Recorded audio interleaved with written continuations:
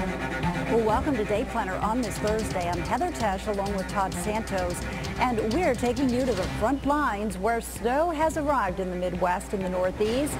We'll have live reports just ahead, and a much cooler air is moving in behind this system. We will detail where temperatures are plunging well below average. And as always, we'll have your 7-day forecast. That's at 1:30. We'll detail the changes on tap for your weekend.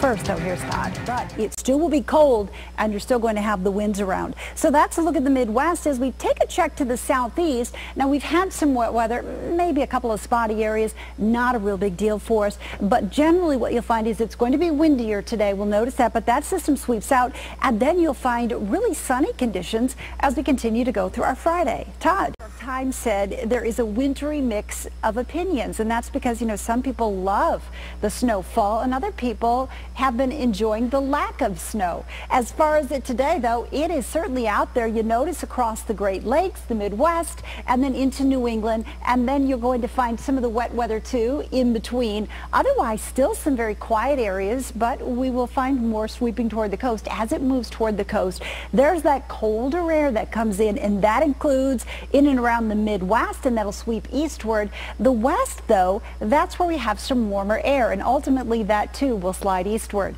As we look toward tomorrow, this is Friday, of course, we're going to find the Great Lakes, still some snowy conditions here. And remember, everybody's getting their new driving wheels on, meaning that, we're getting used to it when there's snow, and we haven't seen it for a long time. So be careful out there on the roadways. Don't follow those plows too closely. Much of the country, though, is going to be very quiet. We still have that colder air pushing eastward, and that warmer air that we noticed to the west, that's going to continue to slide in. So the cold, Todd, isn't going to be lasting real long. A lot of folks probably happy to see that. Interesting, too, what Eric just said, because, when you look to accidents, we actually find as the season ramps up that we get more snowfall. And yet, often what is found is that we actually ramp down in the number of accidents.